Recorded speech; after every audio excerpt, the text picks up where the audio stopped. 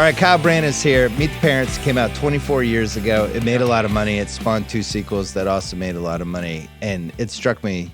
I'm older than you, but we watch the same TV shows. Yep. And there is a Three's Company kind of generation of comedy that this movie is kind of the last son of. I don't feel like there's grandsons of the Three's Company, which is basically like scenario, things go wrong, misunderstandings, things go sideways, things get worse, everything unravels. And then at the end, we kind of piece it together.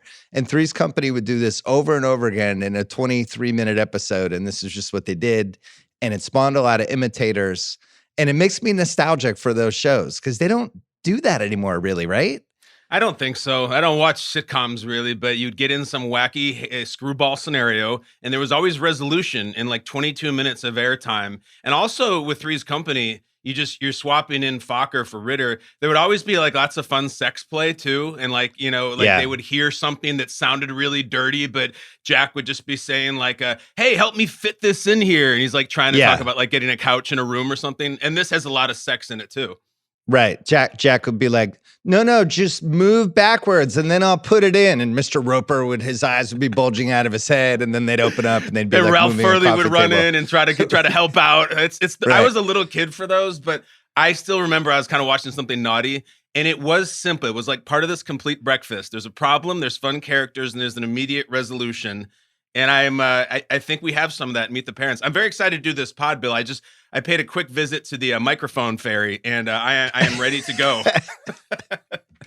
There's definitely some Jack Tripper with Greg Fokker, right? Where it's just you're rooting for him, but he keeps screwing things up for himself, and you don't even know. By the time we're an hour into the movie, you're like, I don't even know why I'm rooting for this guy. He's a complete mess. He's a screw up. She probably should have married him. And everybody should just move on. And yet you're rooting for them for it to work out. Anyway. Bill, was Tripper a smoker? I feel like everyone was in the 80s, and smoking plays a big part in this movie. Yeah. And I can see Tripper like burning through a Camel light outside the house or something like that. That feels on brand. He definitely hung out with Larry, who I think was wearing a smoking jacket and a smoker. So this was also the other old school theme about this was there's like a Jewish Anglo-Saxon Protestant kind of meeting of the worlds, right? And they lean into it. They do it really subversively and smartly, but it's hanging over there. This is an old school. My daughter's not going to sleep in the same bed as her boyfriend, kind of just like family out of the 50s. And like even this scene when he asks them to say grace, and it's just religion is a part of this in a way that I feel like it would be more stumbly in 2024 than it was back then. Well, also, I mean, I don't want to speak for the Burns family, but I'm pretty sure they're Republicans. And I got a pretty good feeling how Jack votes. I could be wrong, but to tear from the headlines, I feel like there's some of that going on too. Yeah, no question. There's some great everyday fodder here. Yeah. That this taps into. And we're going to make Craig jump on a bunch of times because he just went through this with meeting the in-laws, asking for permission. You and I are, years and years removed for that. But some of this stuff, like, what if my last name sucks? Yeah. Like this guy's last name is Fokker. What do you do? Do you change it? Do you keep it? Do you ask your future wife to take your terrible last name? Like this is just an everyday conundrum, right? Would you change the name Fokker? I think for TV you'd have to, right? You couldn't be Kyle Fokker. I don't know. There's some cojones in just owning it. Who gives owning a damn? Fokker? I think especially if my name was Fokker in the wake of this movie, it might actually work ironically for me. Yeah. But no, I didn't have that problem. Like your name is just like right on the screws, Simmons. My name is fine. I didn't have that problem. But listen, I know people and I've worked with people who have changed their names professionally, who had names that they didn't think that hit the palate right. I think it's more common than people know, even in sports. Craig, do you like your name? No, I've thought about, and I haven't really thought about changing my name, but I do not like my last name. As you know, Bill, very difficult to pronounce. Yeah. Well, did your wife your wife had a great name, has a great name. I should have taken her name. Craig Kelly sounds like a quarterback. I debated doing that for a second. Was there any conversation, Craig, that had ever come up? No, I don't mind that she wants to keep her name. I completely get it. I like Craig's name, but I've also learned how to say it over the last 5 years. Now it's like Horlbeck. I like that Bill faked a little bit of foreplay where we talked about my name for a second before obviously wanted to talk about I know where Craig's this is going. name. Yeah. Craig, just come on the Zoom for a second because I have more questions and you've lived through some of these. Okay. So meeting the in-laws, what if my in-laws don't like me? Right. So I met my wife's parents in 1999. It was 25 years ago. I literally don't even remember what happened. I do remember my college girlfriend where they're very like Irish family. There was a huge generational difference and it was hard to connect with them. But Craig, walk us through your experience meeting the in-laws. What was it like? What happened? Well, for those who don't know, I met my wife, my now wife Liz, at the Ringer. It's our favorite Ringer marriage. It's a Ringer success story. Sure. 6 years ago, we met, and I met her parents a year after that, 2019 at some point. We went to dinner.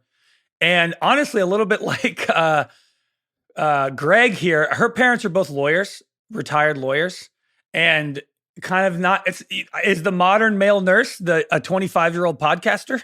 Because there was a little bit of like, so what do you do? And I was like, I'm a podcaster. Oh, you host them? Well, I really produce them. What does that mean?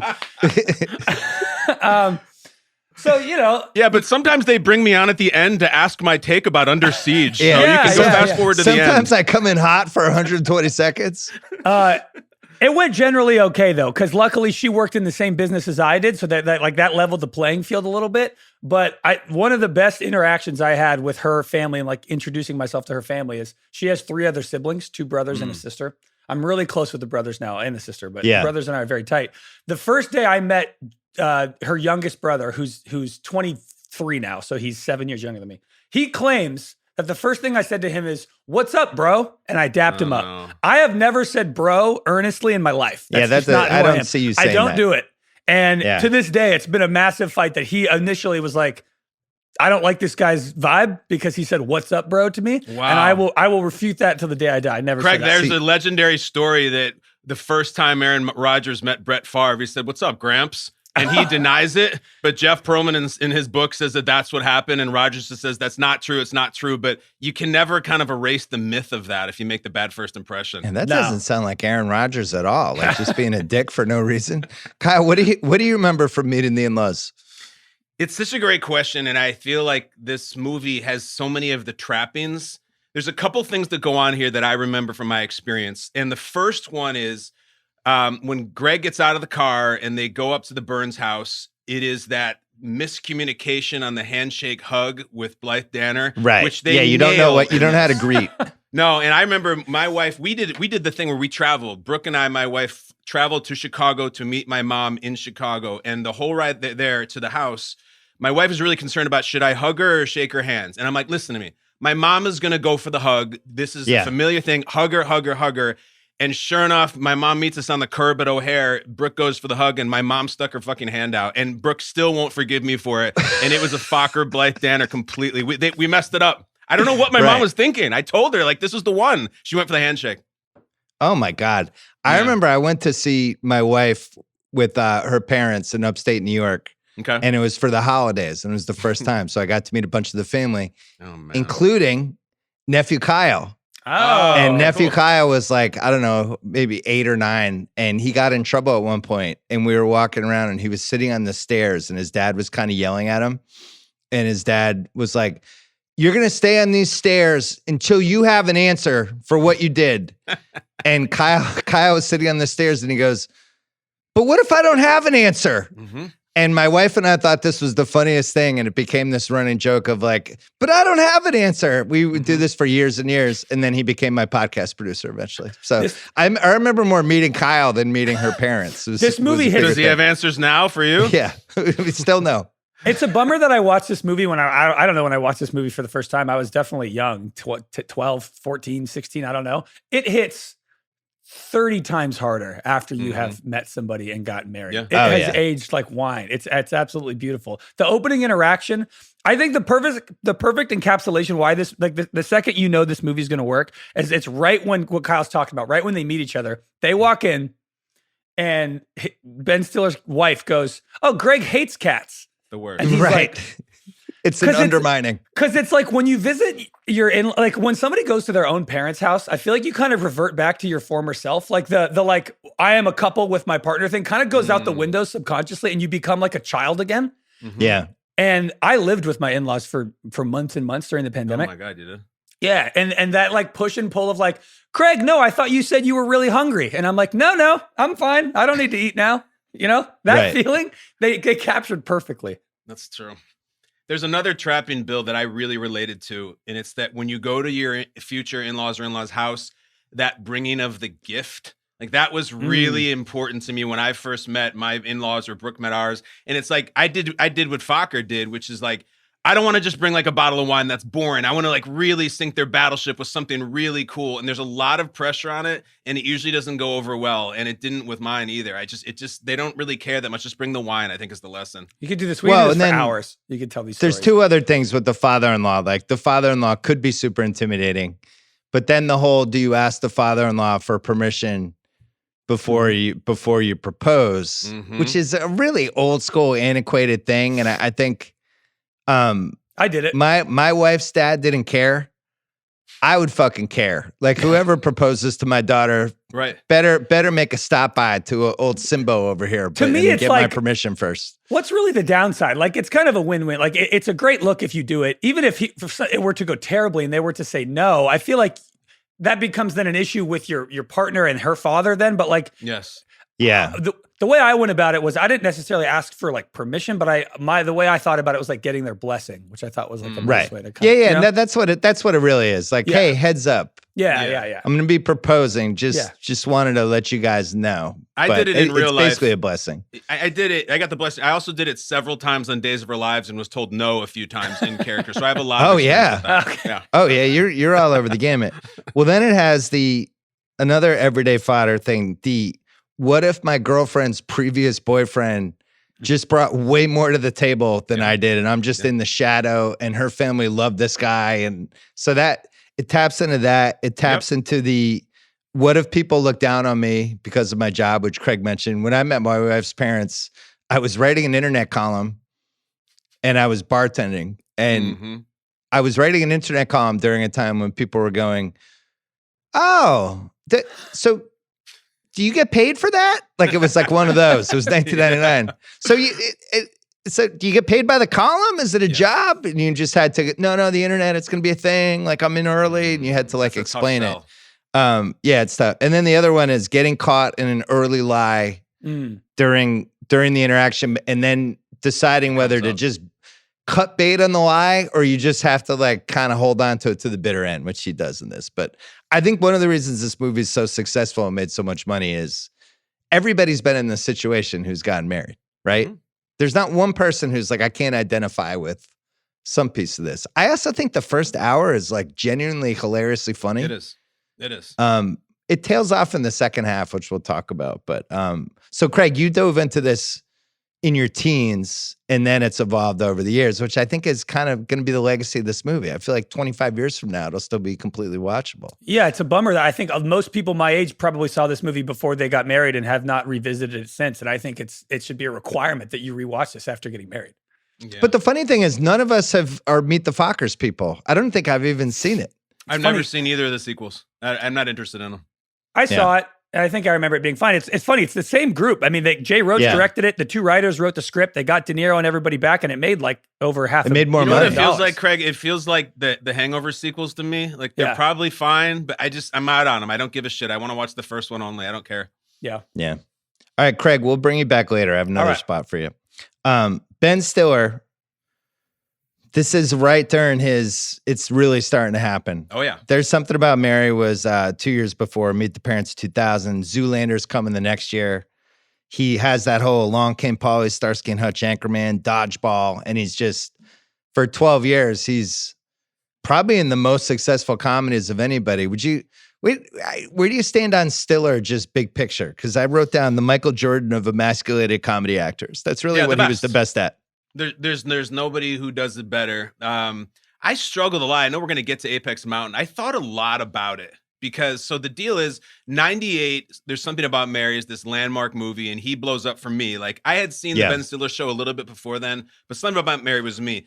Cameron Diaz wins that movie. Like the takeaway from that movie is holy shit, Cameron Diaz is going to be a superstar. 2 years later, then now when he hits Meet the Parents, now he has two massive, huge financial movies and then Zoolander's coming, and like years later, he's going to do the whole night at the museum thing, which kids love. So I think the question is, like I was thinking about, is this my favorite Stiller performance? I can't think of one that I like better. I know he does funny character work, and he's like really good in Dodgeball and stuff like that. But just him playing Ben Stiller, I don't think he's better. Yeah, it's this or There's Something About Mary, right? Yeah, it's just those two. And I just think him working with De Niro, I like just a little bit more than him working with Cameron Diaz. He would also, when this thing blew up, Bill, like he would get a couple times he would host the VMAs when the VMAs really mattered, or the Video Music Awards, the MTV Awards. And one of my favorite things he's ever done was he did Mission Improbable, where he played Tom Cruise's stunt double as Tom Cruise. And it's laugh out loud funny. It's unbelievable. He had a really nice rise in the 90s, right? He was on SNL for a split second. And they should have kept him, and they fucked it up. Did the Ben Stiller show. Just kind of scrapped around, had this little comedy group, directed Reality Bites, and everybody liked him. And I think everybody was rooting for him. He was still in Mayor's Kid. Stiller started to have this second, his dad started to have the second run on Seinfeld. So then he was directing Cable Guy, and it just was like, oh, I like this guy. This guy's going to be something. I never expected what happened to happen, where he became basically like the first call. Now we have great casting what ifs for this. He was not the first call of this movie, but by the time we get to the mid 2000s, he's the first call for any movie like this. No, he's running it. And because then you're getting into Tropic Thunder, and he's running that whole thing. If anybody wants a really fun watch, there's a crazy video of Ben Stiller auditioning for Marty McFly on YouTube. And it's really weird. And he looks out of place, and he's obviously very young, didn't get the part. But like, I remember him starting to show up in places. Like when he shows up, and even in Happy Gilmore, just in a few scenes, it's like an all-time Dion Waiters. It's fantastic as the like handmade quality shit we're talking about. He steals those scenes, and you're like, I like that dude. And then even in The Cable Guy, which is just Jim Carrey chewing up scenery, and he directs, he plays the twins, and he has real funny moments, just tiny ones in that, before he became the first name. You were rooting for him when he showed up. Yeah, he's almost like three people, right? Because he's like the guy in Meet the Parents, but then he's like this really fun character actor that would just pop into these comedies and be insane. And then there's this third part, because he made a movie that I really liked in '98 called Your Friends and Neighbors with Jason Patric and Aaron Eckhart. And he's really good in that movie. And that movie is actually, I think, a really good movie, and has one of the most insane 5-minute scenes of any movie in the 90s. But he always kind of vacillated between those three worlds. And you always felt like there was somebody like Jim Carrey or Will Ferrell was like, these guys are born comedians. They're just meant to, entertain a large group no matter where they are.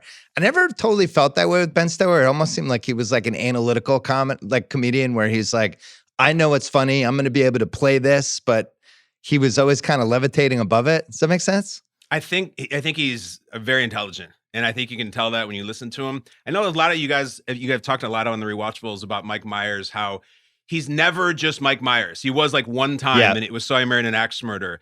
Stiller wasn't that, because he'll do the crazy Mike Myers character like in Heavyweights, or when he plays White Goodman, and when he's in the Dodgeball. But then he's okay just showing up and being like, I'm Ben Stiller, and Along Came Polly, and all these. I'm just Ben. There's no makeup, there's no accent, and there's no wig.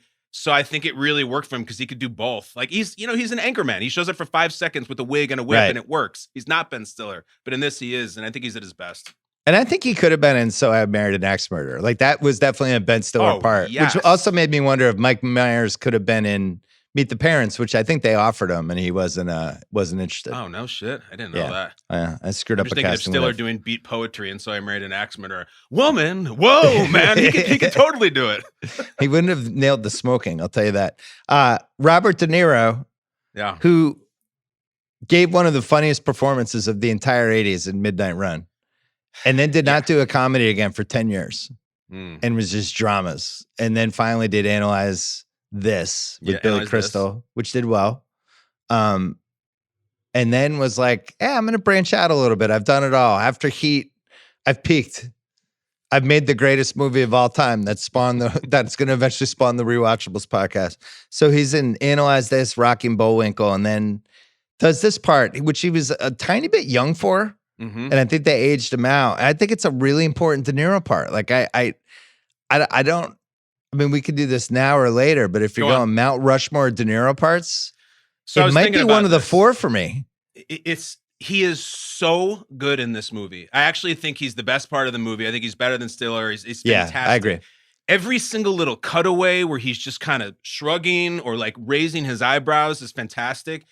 But like, you know, if you start to say it's one of De Niro's favorite parts, like, you know, the film nerds will come with you with Travis Bickle and the Deer Hunter and all that shit. You know, I totally get it. I'm just saying favorite for me. I'm not saying his not best. I know. Yeah, for me, I think it might be on the. I think Midnight Run, this movie, Heat, and Goodfellas, I think are my 4 favorite De Niros. All right, so this is good. So for me, I got a different list. I mean, I just have to put Goodfellas, even though he's not the lead. I have this. I definitely have Cape Fear. I fucking love Max Cady. Like Cape Fear is huge for me. And then I'd probably have Midnight Run as well. He's just so good in it. That's my, because I don't have Taxi Driver in my top 4 favorite. No. I know he's great in Mean Streets. It's like that's not necessarily my thing. Godfather 2 would be the toughest cut for me. Some of De Niro stuff as the dad, some of his quirks that I think were pretty cool. Cease smoking is a sign of weakness. Judgmental about rental cars. Yeah. Has to bless a proposal. Believes in carrying on an airplane at all times. Mm-hmm. He thinks Puff the Magic Dragon is basically Stairway to Heaven. He thinks geniuses pick green. Right. I've never heard that before. He thinks dogs are emotionally shallow animals. He does not want you to sleep in the same bed with his daughter in your house, and he has a family circle of trust. I'm down with most of those. I Puff the Magic Dragon. Maybe he loses me on that. Are you down with having your deceased mother's ashes and toasting them before dinner every night? Love you, that's Mom. Pretty weird. That's pretty weird. It's a lot, but it's a great setup when that cork goes blasting, isn't it? That's unbelievable. This movie is written by Jim Hertzfield and John Hamburg and directed by Jay Roach. There's a whole backstory that I never knew about how this was originally an indie movie made by somebody named Greg Gliena in 1992 during the height of like, I can make a movie for $30,000. And it was called Meet the Parents. But I guess it was different in a lot of ways, but it was like this, you know, made it for no money. Universal bought the rights. They tried to shop it around with all these directors, and I can't wait to talk about a couple of them. And eventually got this movie made 8 years later. What's interesting is they basically set the other movie on fire. It doesn't exist. Mm-hmm. And I guess it was part of his. It's part of his contract where I guess he didn't realize when they bought the rights from him that they were also buying the other movie and they could just do whatever they wanted with it. So every once in a while, he'll put it up on YouTube and then they'll take it down. And he's just kind of like, my movie's completely different than this movie. Why can't it exist? And he's still giving interviews about it in 2024, but it's just like gone. It shows up occasionally and it goes away. It's like the McRib of movies. What? He'll put it on YouTube and then Universal's like, that's coming down. Like right, they made $1 billion from the 3 movies. Like put the fucking thing on YouTube. It would be fun to watch. So that was a bummer. So Randy Newman's A Fool in Love was nominated for an Academy Award for Best Original Song. Yeah. I don't know if you have any Randy Newman takes, but I don't know if anyone's ever outkicked their coverage more than Randy Newman. Go on. What do you mean? I like this. I mean, multiple Oscars. He's played at the end of every Lakers and Dodgers game. It's just like, you would think this guy was fucking Paul Simon. It bothers me. Pretty much the voice of Pixar with "You Got a Friend in Me." All his songs sound the same. Like, could you have been Randy Newman if you learned how to play the guitar for 20 minutes? Probably so. They make him out like he's John Williams, who is like an actual wizard genius. But he just sings about, we love it. It's not my cup of tea, man. Like if we had gone to Randy Newman for the Rewatchables theme, he just would have been like, Rewatchables is a podcast. They're talking movies I'm hanging with Ben Lathan. Yeah. Romo and Collinsworth. We love it. All right, so we shit on Taxi Driver and also Randy Newman. We're on fire. Let's go. No shots fired at Randy Newman, but I've never understood it. It's just like he's just like phenomenally successful. Like John Williams is a whole other animal. I get John Williams. Anyway, $55 million budget for this movie. It made $330. It beat Remember the Titans opening weekend. You must have made a choice that weekend. Oh yeah, and I was you went to Remember the Titans. We didn't go to Denzel. No. We went to meet. Everyone was going to meet the parents. You couldn't miss it. Oh, interesting. I think I might have done both. I didn't have a lot going on. Sneak into the second one for free. 7th biggest movie of 2000.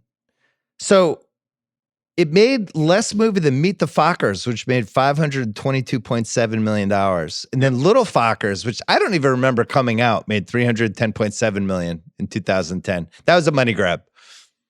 It reminds me of the Look Who's Talking movies, where then it was like Look Who's Talking 2, and then Look Who's Talking Now, where they're having animals talk. The Fockers are eventually having babies. And I again, the Hangover thing, I wasn't interested. I was fine with my first one. I've never seen them. I was talking to Strager the other day at work, and I was like, "Have you seen the Fockers sequels?" He's like, "Yeah, they're good. They're really good." I'm like, "I'm out on those. I'm not going to watch them." He likes them. Somebody does. Well, Strager's a huge Streisand guy. He's like, Streisand and Meet the Fockers? I'm in. It's possible. I don't know. Lo siento. This movie also did $200 million in video sales just in 2001. Sure. Back in the era when you could release a movie and then make 50% of what you made on the movie in video sales. Roger Ebert, 3 stars. He was not a huge fan of the Austin Powers movies, but he thought Meet the Parents is funnier because it never tries too hard, which I think is fair. It goes pretty hard in the second act a few times. But the first half, like you said, it's just simple conversations and funny little social nuances, and it's great. Okay, rewatchable scenes. So I kind of like the aborted marriage proposal with the kids. Okay. Go on. I'm just shouting. I like when the letters are wrong and he's like pushing them around and then he aborts. It's just solid. I just wanted to flag it. Meeting Pam's parents is the first true rewatchable scene. That's where we get geniuses pick green. We get some rental car shaming. We get the kitty litter revelation. We get, he can't lift the seat, Greg. He lacks the strength in the opposable thumbs. We get the, it's okay if you hate cats, Greg. The male nursing reaction. There's so much going on. It's just an elite 5 minutes. It's De Niro setting the table for how the movie's going to go. And he goes, it's okay if you hate cats, Greg. There are things that I hate. And Greg's like, oh, no, I don't hate. Really? Like what? And you're like, ah, shit. It's tense as hell already. I hate that moment. It makes me uncomfortable, but it's so well acted. Yeah. The car ride with De Niro and Stiller. Let's go. The Puff the Magic Dragon scene. Dogs versus cats combo, which I want to dive into later. Puff the Magic Dragon. Are you a pothead, Fokker? If we're going to nitpick, even in 2000, pretty weird to just drive in a car listening to Puff the Magic Dragon. Was he a serial killer? What's going on there? It's very weird. And it appears that he pops in a cassette tape when he does it. It's, speaking of serial killers, that scene reminds me a lot of the scene in Something About Mary, the 7-minute abs scene with Harlan Williams, where he's sitting there. Right. And it's just Stiller riding in a car with a weird guy, just making strange reactions to the guy saying strange stuff. And when he goes, well, you know, the whole drug thing, and then check. No, I don't. Why don't you tell me? And that right. Scene is one of the 5 best in the movie by far. Are you a pothead, Fokker? No, Jack, no. The dinner scene, which is going to be my choice for most rewatchable, which includes Greg saying grace, just completely mangling it. The urn with the remains of Jack's mother revelation. The poem, My Mother by Jack Burns. You gave me life, you gave me milk. Selfishly, I tried to keep you here as the cancer ate away your organs like an unstoppable rebel force. And then we get the I have nipples, Greg. Could you milk me? Unbelievable. Which is probably the best line in the movie. We have the you were engaged revelation, and then the cork from the champagne hitting the air and breaking it. And Jinxie, no! This is just a perfect comedy scene. It's perfect. It's fantastic. And it has a beginning, a middle, and end, and each keeps outdoing itself. I have a question for you about Jack Burns' poem. Which do you think is a better poem? This is a would you rather. Yeah. Jack Burns' poem or Reed Rothschild's poem in the hot tub, which goes, I love you, you love me, going down the sugar tree. We'll go down the sugar tree and see lots of bees. Plain, but they won't sting because you love me. That's it. And Dirk goes, "Holy shit, man! You fucking wrote that? It's who you got? Which is a better poem?"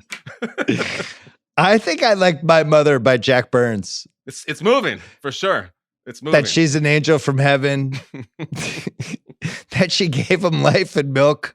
The delivery of it. Yeah. I think what about you? What do you have?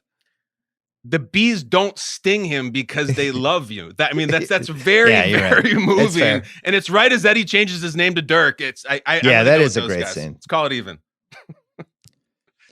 Next scene, borrowing clothes from the brother. Just a fun monkey wrench. We're just in like Greg Brady's attic for 2 minutes, and there's a little Kim poster, and Ben Stiller's trying to act cool, and he's like the least cool person on the planet. Just solid scene. That scene, the clothes thing is so big here because from the second Stiller shows up to the house. All right, so he doesn't have his bag. He can't smoke, which is going to make him uncomfortable. He has to say grace. And the clothes thing is immediately putting him uncomfortable. Like the outfit that they put Ben Stiller in for the dinner with the most uncomfortable looking turtleneck sweater of all time and a flannel over it. You're just uncomfortable and itchy watching it. And then he turns into stoner clothes and he just looks like an asshole. I love the clothing devices here. You left out that made him sleep in the basement and the toilet didn't work. Right. Who does that? Very strange. Hey, don't use the toilet. It doesn't. There's a bathroom in there, but the toilet doesn't work. Don't flush it. Oh, cool. Thank you. Yeah, what does he have to take a dump? Like, what is he supposed to do then? In the sneak upstairs. Yeah, maybe Jinxie will teach him how to do it. Next scene I have is Luke Wilson bragging about himself and all the stuff he's doing right into the volleyball scene and the spike, which includes moments like, yeah, I was really lucky. I was able to salvage this wood from an old Siemens chapel in Nantucket. Like it's just like genius writing to make this guy as douchey as possible. It took about 70 hours, which isn't bad considering I carved it all by hand from one piece of wood. And then he says how he starts talking about Pam to Ben Stiller, and he does we had some good times together. Wow, is she a tomcat? I think I'm out if somebody says that about my future wife. I'm out. It's ludicrous. But I think, in my opinion, it is the most entertaining 7-minute stretch of the whole movie when they show up at Kevin's house and Owen Wilson just runs out of the bullpen throwing 300 miles an hour. And the whole Q&A with Greg about, are you a homeowner, Greg? What kind of work are you in? I'm in healthcare. Oh, also, I don't have to tell you, a lot of mentions to be made right now. And then De Niro will just come in. Greg's a male nurse. Oh, De Niro's so happy. He loves Luke Wilson so much. Greg's Jewish, and he has a signature handshake. And they met at lacrosse camp. Like lacrosse camp was a great sneak in. Good. Oh, it's awesome. And then it ends with volleyball. It's sports and food and booze and weed jokes. It's unbelievable. Nice shot, Iceman. We get the favorite sneaky line is our guy James Rebhorn saying, well, Florence Nightingale over here played a little defense. It's just like under his breath. It's so good. Hey, I missed one shot. It was a big shot. It's fucking awesome. The volleyball scene is, and his girlfriend is high-fiving with Owen Wilson, and they're all like hugging. And then meanwhile, Jack is still annihilating him for being a pothead. Yeah. So if I went up there, would you be able to get, I'd have to be pretty high. Well, I bet you would, Panama Red. It's just, every line absolutely kills. And the spike itself. You might be right. This might be the best 7 minutes. I think I'm changing my answer. I think this is better. It's so good. Yeah, you might be right. Luke Wilson's, he's starring 109.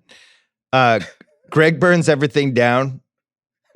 Really fun visually, but it leads to De Niro who's just screaming at him, "You tried to milk him, didn't you, you sick son of a bitch?" Just out of nowhere. Greg gets caught, which I would not put as a most rewatchable scene, but it's a really solid, necessary, everything has just completely fallen apart scene. Yeah. Which we have in all of these comedies. There's always that moment, like Dumb and Dumber has it, when all of a sudden they have the fight and they go in different directions, and there's sad music and you just know it's going bad. Second lie detector scene, and then the hidden camera ending. So we're going with Luke Wilson's house. I think that's the right call. I think it is too. In so many other movies, even just the Puff the Magic Dragon scene is the funniest scene, but it's like fourth here. It's the barbecue at Kevin's with the hopa and all that. I think that's the best. Right. Come back from the break. Craig reminded us that we were calling Owen Wilson Luke Wilson during that entire segment. My apologies to both Wilsons. I think I might have called him Russell Wilson and Carney Wilson a few times too. Sorry, boys. That's our bad. Mookie Wilson. We just got all the Wilsons, but I'm usually good with my Owen Wilson, Luke Wilson separation. But I'm so excited to do the pod. I just screwed it up. I was too. Owen Wilson also gives us one of his signature wows when he's talking about the Hopa. It's great. Owen Wilson. We got it. You know what, Kyle Brandt? Yeah. Even Mahomes throws a pick sometimes. Yeah, sometimes even the greats make mistakes. Yeah, that's true. Even the greats make mistakes. That's true. All right. What's the most 2000 thing about this movie? I gotta say it. I could give you 8 choices, but it's really looking down on a male nurse. Feels so 24 years ago. All right, it's this like giant plot point. I feel like now if they did this, the Association of Male Nurses would be protesting the movie, and it would turn into a whole social media campaign. And back then, it was just like we're just gonna shit on male nurses for literally 100 minutes, one after another, and it never now ends. It's like. Now they're first responders, and they're like some of the most important people in the world, and the men should do that profession. See, Bill, don't ever let anybody tell you don't have a heart, because I was just going to be like, yeah, the most 2000 thing is Denny's corn poster. And you're out here sticking up for male nurses. I think that's a totally different take, and they do 50 jokes about male nurses in this. It never ends. Being a male nurse in 2000 or 2001 after this movie, you're just Fokker to everybody. It sucks. By the way, you said I stuck up for them. I laughed at all of the jokes, so I just want to put that there. I think the runner-up for this was the Little Kim poster. Yeah, I mean, that Denny's felt very room in 2000. General, Denny's room in general was 2000. He's got the Beasties, Lil Kim. It's a lot going on there. What's aged the best? The premise of losing your luggage in a movie, I think, is undefeated. I can't think of a single movie where it didn't work as a plot device. It just puts whoever we're rooting for is on the defense and playing catch up from the moment it happens. Yeah, and it's immediately relatable too. You know how many jokes they milk out of him losing his luggage? It's the reason he's wearing the bikini swimsuit still. It's the reason that he gets the dildo sent to him when they send the wrong luggage back. Plus, you get to do pre-2001 TSA jokes, and like those always hit. It's like a horn of plenty of comedy when you lose the luggage. I have to correct you on something. It wasn't a dildo. It was a $24.99 strap-on dildo. Oh. Yeah. Yeah. I guess a dildo and a strap-on is different, right? Because the strap-on's the strap-on dildo felt a little more sinister. More would say the best. The eye point, I'm looking at you. Great. Doing this with the fingers. All the time. I've always enjoyed that. What else do you have? I have a bunch of stuff. I laugh every time they say Fokker still, especially some of them. Like one of them, Rebhorn goes like, the animal doesn't even have opposable thumbs, Fokker. And every time it hits to me, the volleyball game, they're just Fokkering him. And it's such a dumb thing. Like it sounds like fucker and they changed one letter, but I laugh when they yell and call him Fokker every time. That's a great one. Stuffed bear nanny cameras have aged the best because I think these exist now. It seemed kind of state of the art in 2000. Now I feel like, this is like one of the fears of staying in an Airbnb. There could be a camera literally anywhere in the Airbnb. Yeah, and everyone has one on their doorbell now. But when Jack breaks out the teddy bear, it was like science fiction. You couldn't believe it. And then, of course, Greg points it at Blythe Danner's crotch, and that's a funny side gag. Him saying, Little Kim, she's fat. P-H-A-T. Yeah. That made me laugh. The expression fat with a P-H-A-T makes me think of like Carson Daly and TRL. Like, introducing like Lou Bega or something like, it's fat new track. That was cool for a minute. De Niro's babysitting monitor business in general, I think, was a pretty good idea. Definitely. I like when they have ideas in movies where you're like, that could be a business. Teri Polo looks great in this movie. I'm just going to shout out to her. She looks great. Looks fantastic. Great job by her. So all the home movies at the beginning of the movie were actual home movies of her taken by her then husband. And the reason they did it was because, and I can't wait to talk about this specific theme later because I have a spot for it. But in the test screenings, her character tested so poorly that they were just trying to figure out ways to make her more likable in the movie. And that was one of the reasons they put those home movies in there, to make it seem like somebody you'd want to fall in love with, which I think was smart. Oh, plus they have the wildly talented Randy Newman singing over him. So it just really pulls on the heartstrings, right? We know that. Anytime you go with Rand Man, we love him. Randy dialed it up. So, a lot of people know her from this movie. I know her from the Travolta Vince Vaughn movie. Domestic Disturbance. Domestic Disturbance. One of my absolute favorite bad from hell movies, which you might get a text from me at some point. Hey, do you want to do Domestic Disturbance? I'm not kidding. I've watched it at least 8 times. I just love it. Evil Vince Vaughn and John Travolta, like right as it's starting to flip. Yeah. When he's like, hey, I'll do it for $5 million, and like done. And I was like, all right, I guess I'm making Domestic Disturbance. Bill, do you think Travolta's hair might be faking that? Do you think he might be wearing a hairpiece in that? When I get the text, Craig, when we get a text from Bill that says, guys, we're doing Domestic Disturbance, like Bill's gonna be drunk off his ass, but let's make it happen. I'm ready to do it. It's a great one. So what's age the best here of like, should this have even worked out for Greg? Mm-hmm. I think one of the reasons this movie is so rewatchable is you're watching him and he makes so many bad decisions that part of the rewatchability of it is like, like don't flush the fucking broken toilet. They told you not to do that. He does it, causes a septic tank overflow. Don't let Jinx outside. He's domesticated him, lets him outside. Don't smoke around my dad's house. He's like, fuck it. I'll have a cigarette on the roof and then I'll throw it into a bunch of leaves. He goes to the pet place and brings back a stray cat, spray paints the tail and thinks Crazy Jack, who's taught this cat all the tricks, was going to notice. Like, he's such an idiot in this movie that it makes it actually fun to rewatch. I would think the apex of his terrible decisions is while you're wearing the Stoner Brothers clothes on the roof trying to get the cat, do you really need to light up a cig? Like, couldn't you just get back in the house? I'm not a smoker. Maybe it's easy for me to cast stones, but he probably shouldn't have lit the cig. I would think not. Yeah, if you're doing that, you're smoking 2 packs a day. Like, you're smoking as you're eating dinner. You're like one of those smokers. You're having between 40 and 50 cigarettes a day. If that's how badly you need a cigarette, you're going to be on your in-laws' roof wearing your brother-in-law's sweatshirt, with foliage outside. You're just going to fucking light up. There's no way. Well, also, he's hammering that Nicorette gum the whole time, too. So I think, like, he's a fiend for it, which is a little weird because he's a nurse. But I was watching an interview that they did, and one of the things Stiller said was, not a smoker at all in life, felt totally uncomfortable smoking, and something that you'd love. He's like, I was looking at Bob, and Bob's like the greatest movie smoker ever. And so like, I felt so insecure because me just puffing the cigarette was making me sick to my stomach. And I'm with the greatest smoker in movie history. Felt totally insecure about it. So that's amazing because I had coming up later for the Ruffalo Hannah Rubinek Partridge Overacting Award, the 3 seconds where Ben Stiller tries to smoke. This is an obsession of Chris Ryan and mine. I know. I listen.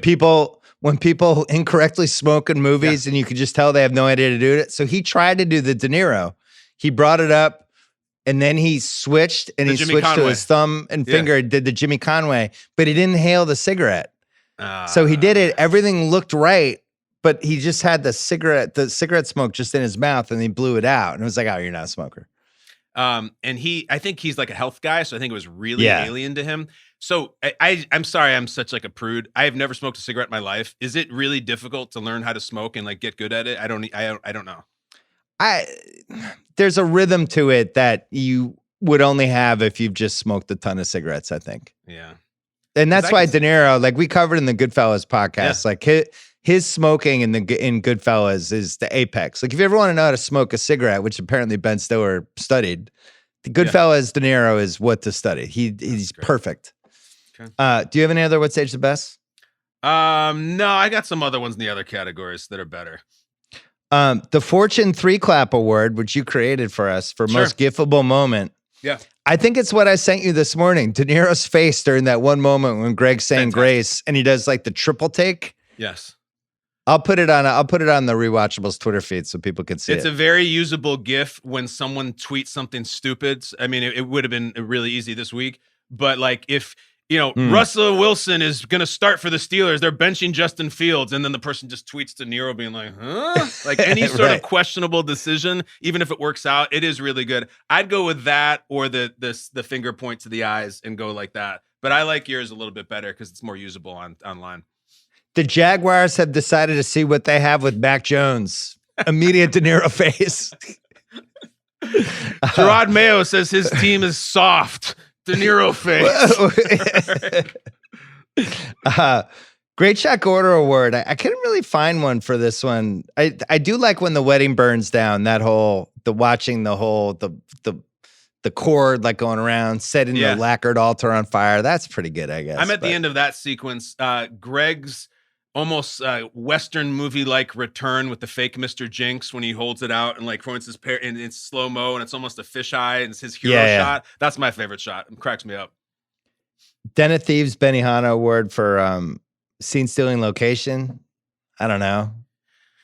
That restaurant where they go and get fucked up in the live band with the payphones and the martinis is a cool spot, but this isn't a location type movie. Nah, I don't think we have one. Kid Cudi Pursuit of Happiness Award for Best Needle Drop. We do have one. Puff the Magic Dragon. Just coming in out of nowhere. Hadn't heard that song in a while. I was hoping that when they would go to Denny's room, we would actually get to hear some corn, like they would play as Ball Tongue or something, but that'd be too much to license. The Puff the Magic Dragon, as they're talking about smoking a marijuana cigarette, it's the best. You're right. Big Kahuna Burger Award for Best Use of Food and Drink. So there's two. Go on. When the first day when he's hanging out with the in-laws, Blythe Danner, De Niro's wife in this movie. Yeah. She serves, it looks like pigs in the blanket, but she calls them pupusas. Oh, yeah. She calls them the red hot pupusas, but I'd never heard that. And I even Googled pupusas. I don't even know what that is. I think it's a family joke. They're trying to make them, they're just so cute and so family oriented that they've made them for 30 years. I don't know what they are either. But those were pigs in the blanket, which, as you know, David Stern's favorite cocktail app. Right. No, for real. Every NBA party. Oh, yeah. Every NBA party, they had to have pigs in the blanket. And I was at a party once, I think it was All-Star Weekend, where they didn't have them. And Stern was like chewing out somebody. He's like, I've told you, there's always got to be pigs in the blanket. That was his thing? It's like so unsophisticated. Love pigs in the blanket. I know. I mean, they're good. He liked dipping them. Okay. So I'd go with that or the pot roast. I don't know. You pick. You serve me up one of those nice tall Tom Collins. I'll take it. I'm not Tom Collins. Okay. Oh yeah, you're right. Tom Collins should win this. Yeah, and I'm already nervous there. It's a gin cocktail with lemon juice, simple sugar, and like I would be pounding those Tom Collins, especially if you can't smoke and you're nervous as hell. Like I'd be slamming them. The Brandy Booth Award for Best Performance by a Pet. We normally don't have multiple candidates for this because I thought Jinxie was great, but fake Jinxie really brought it to another level. Fake Jinxie brought down the china, the wedding dress. I don't know. I think it might be fake Jinxie. And convinced Jack Burns, at least initially, that it was real Jinxie. So fake Jinxie, whatever the hell the thing's name is, with the spray painted tail. And I got some questions later about how that went down. But yes, fake Jinxie gets a great nominee. All right. It's time. The Butcher's Girlfriend Award for Weak Link of the Film. Yeah. Pam is an atrocious girlfriend. I have a whole list. Do you want to start? And I can just go through my list after. Like, I just can't believe what a shitty girlfriend she is in this movie, which might be the point because it's a comedy, but it's kind of unbelievable. It's a terrible character. It's a terrible girlfriend. My wife won't watch this movie because she hates Pam so much. She says she's the villain of this movie. It starts really, really early, which she doesn't tell Greg about the not smoking. She just says, don't tell him we live together. As the front door is opening, the second the dad is hugging a cat and showing love to the cat, she hits him with, Greg hates cats, idiotic. The whole thing with Kevin, the ex-boyfriend, is ludicrous. And she says, oh, whatever. It was a stupid sexual thing. You fucking leave when that gets said. It's so inappropriate. Yeah. She never comes to Greg's defense. I think I have her as what's aged worst. I have all kinds of Pam takes. Almost ruins the movie, really. It really does. Doesn't tell Greg what her dad did. Yep. Never admitted she was engaged. Didn't push to stay in the same room with Greg. Like, hey, it's my boyfriend. I'm 29 years old, Dad. We're staying in the same room. Didn't wake him up first thing in the morning, so he looked like a schmuck. I hate that one. You look like such a piece of shit sleeping in all day. Wake him up. Didn't say, hey, we're going to my old boyfriend's house, and by the way, he's loaded. No heads up on that. Didn't I tell you? No, you didn't tell me. You think I would remember that? No, you didn't fucking tell me. Idiot. By the way, he's got pictures of the two of them all over the place. Right after she said, it was more of a physical thing. Oh, awesome. Here's one. Puts Greg in her robe. Like, talk about emasculating. Like, go up and get clothes from Denny's room. The worst. Like, just go up there and grab like a sweatshirt. You're going to put him in like your flower robe. Makes Greg go up and get the clothes himself from the brother. who he hasn't met yet. He's just going to go up there. Hey, I'm Greg. I need some clothes. Like, go up there and get him some fucking clothes. You're the sister. And then ditched him immediately. Like hour 10, hour 20 mark of the movie, like some things went wrong. Did she stand by him? No. And then she kind of leaves a half-hearted answer machine message to save the day. I thought Pam was reprehensible. We're leaving meat on the bone too. She's on the same volleyball team as the old boyfriend in the pool, practically dry humping him, high-fiving him the whole time. Yeah, why They're aren't you having on a Greg's romantic team? dance at the party, and she goes, "Oh, look at Kevin. He's so lonely. Should I ask him to dance?" What the fuck are you? What is this relationship? No. She's the worst. And you know what the problem is? The reason it's the real weak link in the movie is that the heart doesn't deliver for me in this movie. They're trying really hard to make it a romantic comedy with Randy Newman and all that shit. Yeah. I'm not rooting for Greg and Pam. At the end, when they get back together, I'm actually pissed because she sucks so much. It doesn't work in the second half because the romantic part, it's shallow for me. I'm like, Greg, get the fuck out of there while you still can. You know, Randy Newman had another song actually that they didn't use for the movie. It was called Pam is a raging bitch. She really sucks as a girlfriend. She's gonna fake a pregnancy to get the ring, and you know it. We love it. I'll tell you another thing she did, and you'll appreciate this probably the most of anybody that I could say this to. She no-sells some of his content when they're with the parents. Yes. Talk about this. Yes. I hate that. Like, let's say, for instance, either of us had experience being on a studio show where you're setting up material and making a joke. Sure. And you kind of need some help from the other people on the desk, right? To sell the point. You have a little punchline, you hit something, and you need someone to be like, oh, yeah. Little buy-in. Yeah, buy-in. They're laughing. He's doing stuff when he's meeting them at the dinner, and she's fucking no-selling him left and right. And the only thing she does to try to sell him is like, so Greg, how's your job? So great. What? You're his girlfriend. You've just spent 9 hours with him. Why are you saying it that way? She sucks. Bill, this is so good. The no-sell is worse to me than if she had gone back to having sex with Kevin right in front of him. The no-sell is so personal and so violating. Here's the setup. Greg had just crossed the threshold to get in the house. He's really nervous around Jack. They tell the story about Jinxie can't flush the toilet. Greg says, you know, plus then you got another guy around who will put the toilet seat down. That's not a bad joke. That's a perfectly fine ice-breaking joke.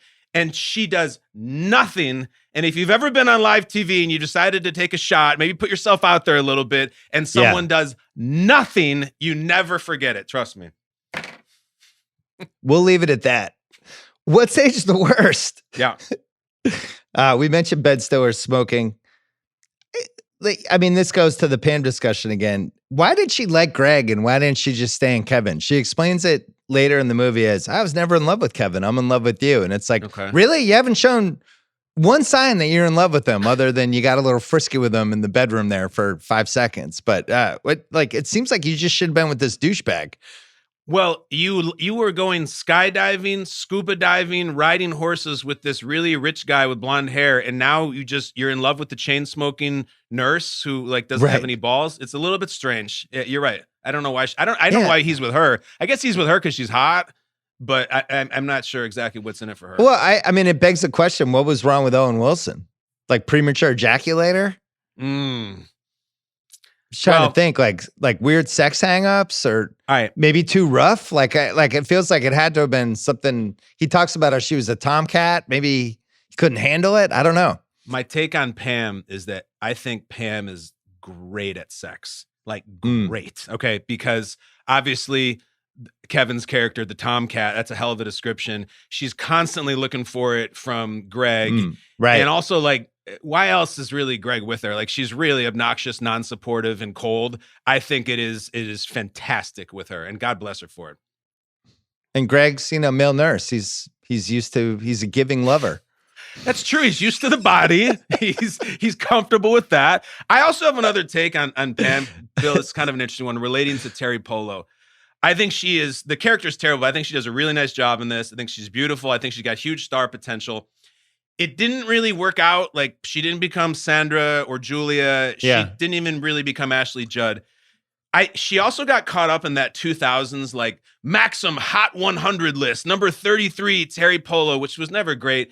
She also decided in around 04 to pose nude for Playboy. Really weird move. I didn't like at a time when Playboy just wasn't cool anymore. No, but fully nude and not like some controversial thing when they found old pictures of her. I saw a clip of her on Ellen being like, yeah, it was really freeing and I loved it. That's fine. But like, I thought she had big potential. Like I would have had Teri Polo stock coming out of this. Like this one could be a massive leading lady. And I don't know. The Playboy thing was surprising to me. Yeah, if she was going to do the naked thing, she should have just done like some sort of like erotic thriller or something. Like done a movie that like is self-serving, like that actually helps your career. In 2005, for anybody to think a Playboy spread would help their career, that's like nuts. No, 1985, it would help. Yeah. I don't know. Maybe she did it for money or something. Who knows? But like, I was surprised to see that. What's age the worst? Getting in early on wireless IPOs? Things just skyrocketed. Things a rocket ship. Looking down on marijuana use? Yeah. Now you walk through New York City and you're just walking through a haze of marijuana at 7:15 in the morning trying to get some coffee. Back in 2000, it's accusatory. Yeah, and it was this whole thing about like Ben's gonna tell about Denny, that Denny's, puffing the magic dragon as if like Denny was like a pedophile or something. Like, no, it's just weed. Like it's every kid does it. It's okay. Saying bomb in an airplane. All right. The whole airplane part. Yelling at a flight attendant. You and I were texting. Did you watch this in the rewatch? Did you watch it on a plane? I actually did. And they kept all the bomb stuff in there. Yeah, I was surprised. Oh, I thought they would take that out. He's screaming bomb on the plane. Maybe they did, and then they put it back. Yeah, no, it was in there. I was surprised because I was doing the research. I watched it twice. I was doing the research the first time I watched it. Yeah. And it was saying how it got taken out on airplanes. But on my airplane, it was on there. Yeah, just all of the pre 9/11, anytime there's an airplane scene, it's always hilarious. Like people just waltzing in last minute, buying a ticket, just coming in, trying to check giant suitcases. Like, yeah, the security guys are always like, hey, pal, back of the line. It's not like that now. They got submachine guns and stuff. Any other what's age the worst for you? There's a really interesting moment in technology here. This is the rare movie that has scenes that are built around cell phones and also built around payphones. That we're right at the precipice. The vortex. I like this. It's right there. In the first scene when the kids are doing the proposal, Pam gets a call on her cell phone. But at the party scene, both Jack and Fokker are at payphones dueling. So it was like two ships passing in the night. It's a rare movie that has both. Yeah, that would have been good for what was the most 2000s thing about this movie. Yeah. Jack calling in to check his messages and having a passcode on it. That's something we used to do. I think the last time anyone used a payphone was in 2009 when House and I were in Portland on my book tour. And House ate so much food at the seafood restaurant that he went to go to the bathroom and just ended up standing in the phone booth and then sitting in it just to like regroup. And we found him in a phone booth. And I think that was the last time anyone's used a phone booth. Have you seen a phone booth in the last 10 years? I haven't. He might have killed it. I saw the movie Phone Booth in the theater. Maybe that killed phone booths. It's either that or House. Kiefer Sutherland had a gun on House the whole time after the seafood. It's good. Craig, what's your generation's relationship with phone booths? Like if I go to London, there's people taking photos in one for Instagram. Yeah. Craig, have you ever put a quarter it's like a in generation and a half gone. No, yeah. I have never put a quarter in a phone booth and made a call. I actually one time as a kid used a payphone inside of a basketball gym as a joke in front of my 8-year-old friends to call 911 thinking it wouldn't work, and it actually did work. Yeah, and the police came. Yeah. So I learned that the hard way. Was there a better title for this movie? I'm going to say no. Meet the Parents, really strong. Right on the nose. Can you dig it a word for most memorable quote? I have nipples, Greg. Could you milk me? Pretty tough to top, right? I think the one that makes me laugh the most is she was a tomcat. But in terms of the script, it is, you can milk anything with nipples. I have nipples, Greg. Can you milk me is the best line in the movie. The CR thinks Luke Wilson could have been Harrison Ford hottest take award. I have one. Do you have one for this? I do. Yeah. Meet the Parents is a horror movie. It is just Get Out, but the boyfriend's a white guy. Greg is basically tortured the whole time. There's a secret layer in there. Blythe Danner is like this kind of witch, and the girlfriend is terrible and goes to burn him in the end. There's the idiot brother. I feel like Owen Wilson is like under some kind of spell, and that's why he's so weird and still. He's like the Lakeith Stanfield character. Yeah, I do. And I think that like there's only missing a scene where Greg goes and finds all the pictures of all the other boyfriends who have been by and who have been put on the lie detector. I think they were all given the Tom Collins. They were all given the same talk. And it's just, it's great. Get Out with the white boyfriend. This is a horror movie with Randy Newman music, and it's just hiding right there in plain sight. Great take. I mean, you could even take that take another level and say Jordan Peele came up with Get Out because he was watching Meet the Parents and was like, what if? I think he stole Get Out from Meet the Parents, and he just tweaked a few things, but it's pretty much the same deal. That's a great take.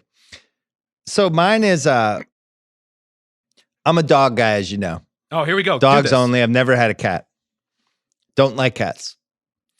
I think De Niro's defense in this movie of cats over dogs is the best argument I've ever heard for cats over dogs. He basically says, dogs are emotionally shallow animals that are very easy to break.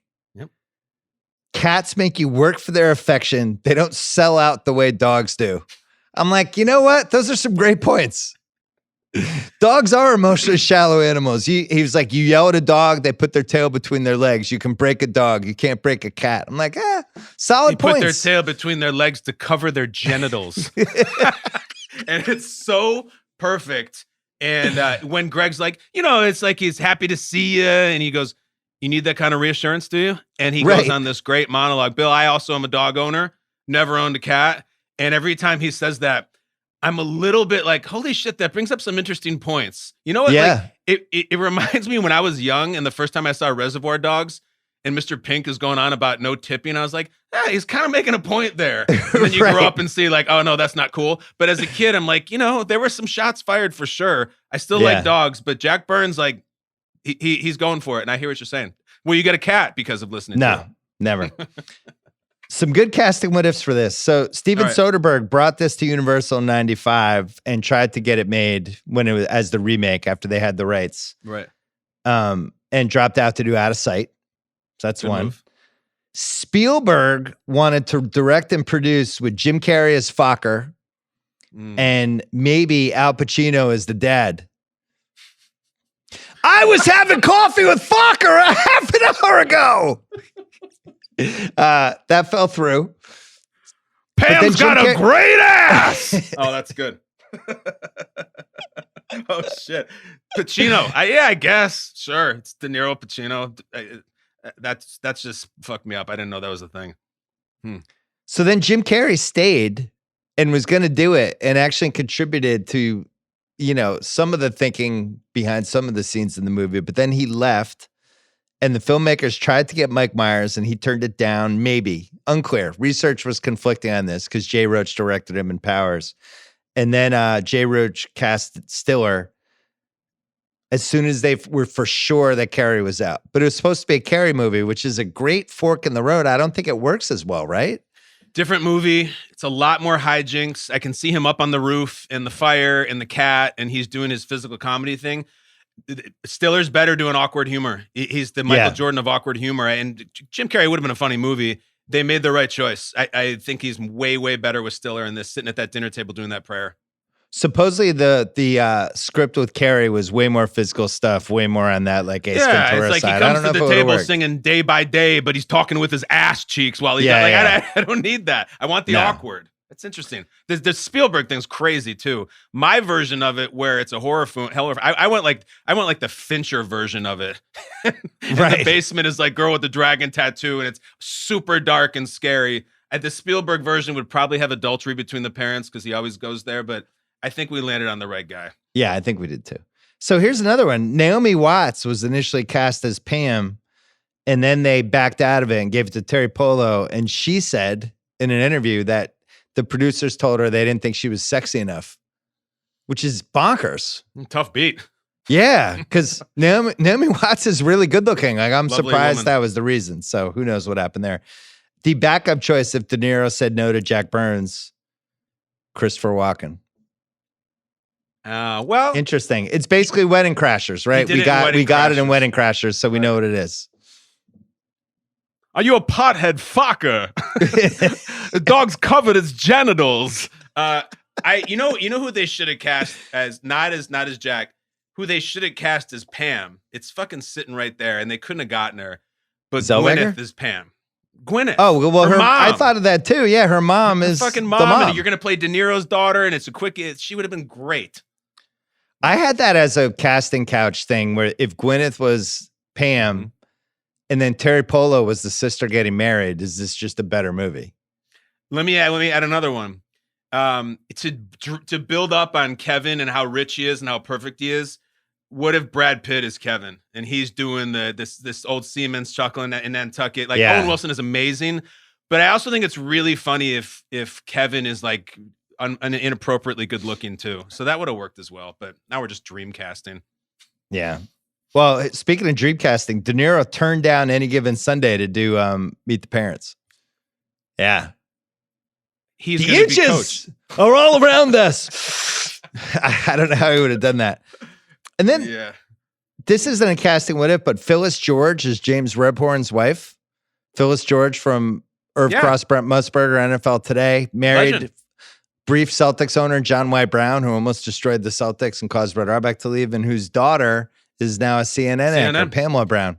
Yeah, if you watched any CNN on election night, and I don't know if you did or not, but she was everywhere. She's very talented, very good. And then Phyllis George just showing up. I don't think a lot of people know who Phyllis George is if you're young enough, but she was iconic, like landmark broadcaster. I was trying to think, who's Phyllis George now?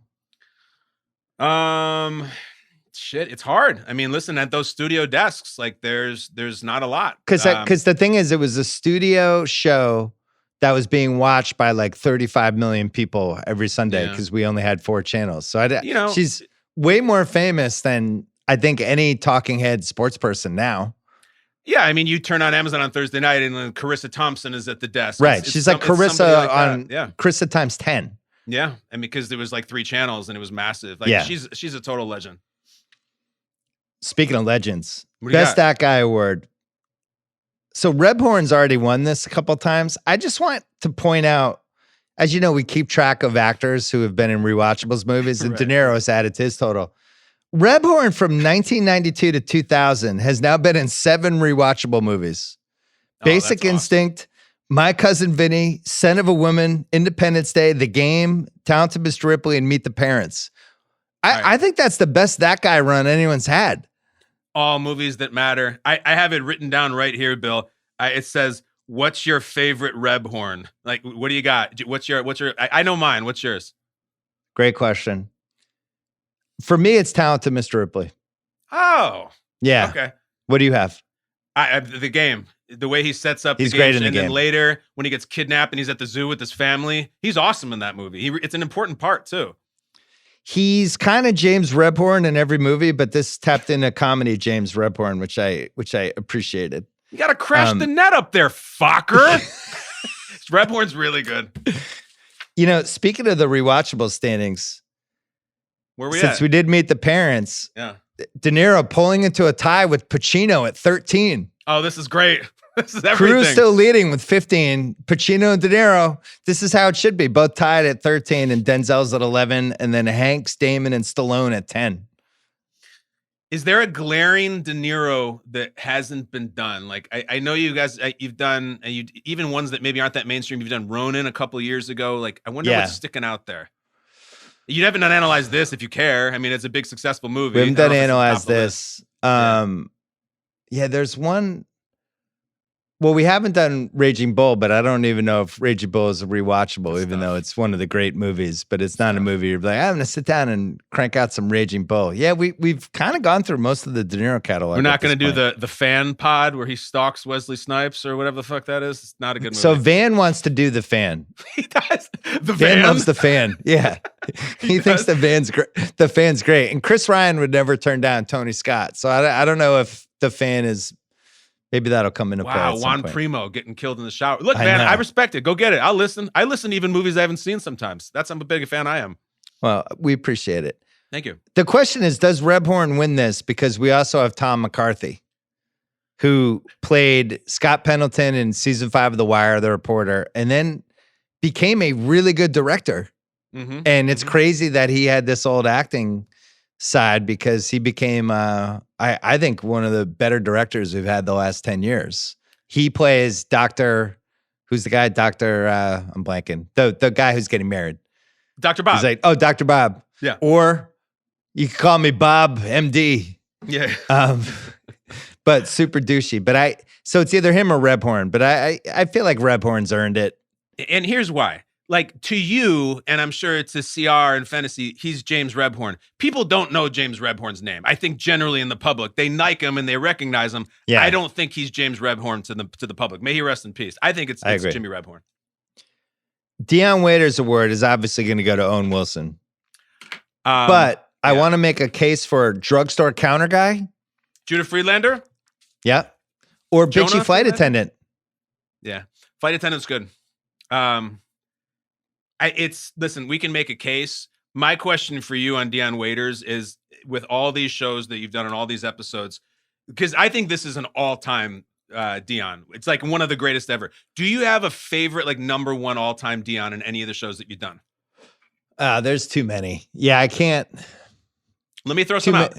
Yeah, too many to count. I can't think of a better ever Dion than, for me, my personal favorite is Drexel in True Romance. Like, just unbelievably captivating, tiny screen time. And then, but Chris you could argue Floyd was a better Dion in that movie. There's three: Floyd, Walken, Drexel. Yeah, like, all of those guys are unbelievable. And then, of course, I know you guys did this recently. Given the screen time and given the impact, multiple Migs and all time Dion Waiters. He might be the GOAT. Migs was a great one. I think Boogie Nights had one of the all-time classics, was Floyd Gondoli, who just came in for the one scene. Yeah, Philip. He liked the simple things, you know, butter in his ass, lollipops in his mouth. I like people on film fucking. Okay, that's on me. We've had a lot of them. I would like to go through all the movies and just see the entire list of Dion Waiters. Craig was always talking about, do we do a bracket? Craig, should we do that? 100% we should. We do the March Madness bracket with all the Dion Waiters? Yeah, we should pick our top 64 internally and then put it out there for a vote. Because Superbad, who won in Superbad? That was another good one. Well, Bill, you have in one of the categories, Coach Finstock won for Teen Wolf. Fantastic. Coach Finstock was out of his mind. Really, really that's great. A great Dion Waiters. Superbad is probably Joe Latruglio. I don't know. We'll have to go through. Recasting couch director City. So I feel like we could do better with the younger brother. And I was thinking, young Seth Rogen is sitting right there. I don't know if he's in the Apatow universe yet. Maybe he's a struggling actor, comedian. He would have been the right age. You could have totally seen him in the attic as a stoner. It would have been fun to have young Seth Rogen in a movie 24 years later. And I just felt like that was a good one. It would have been great. And I'm meeting you 50% of the way there. When this movie came out, this guy was playing all these roles. I went Seth Green. Green. I love him in all Seth those Green roles. would have been great too. He's right there. Yeah, that's good. Romo Collinsworth or someone else for the director's commentary. I don't know if you have any thoughts. I was thinking this movie cries out for Romo. Okay. The urn just broke, Jim. I think Jinxie might take a dump on Grandma's ashes. She's gonna do it, Jim. Romo's been good this year. I almost want to take him out of the category, but no, you can't take him out. I will go. I will zag though, and I'm gonna go. I'm gonna go Scott Hansen. Breaking down this movie. We go to the Burns house where Gaylord Fokker is in for 48 hours of commercial-free torture for his psychotic father, asshole fiance. Wow. That was great. Scott Hansen. Yeah, Scotty from the Red Zone breaking it down. The witching hour where relationships become marriages or divorces. That's exactly right. He put his nuts in a vice for pleasure for 48 hours. Scott, you're the man. I kind of just want to do Ryan Rucco every week for this too. Go on. Jinxie on the ashes, you bet. Half-assed internet research. De Niro came up with the idea for the polygraph test scene. This is a bummer. So the sister was played by Nicole DeHuff, who tragically died at age 30 in 2005, she had pneumonia. They thought it was bronchitis, and something bad happened, and she died. The girl who gets hit by the volleyball, she died? Yeah. Oh, that sucks. I don't know if that's why she wasn't in the sequel, but because she died after that. But yeah. So there you go. Jinx the cat was played by 2 5-year-old Himalayan cats named Bailey and Misha. Most of the scenes were done by Misha. So Jim Carrey came up with the idea for the Fokker surname. That was his contribution. Yeah. Okay.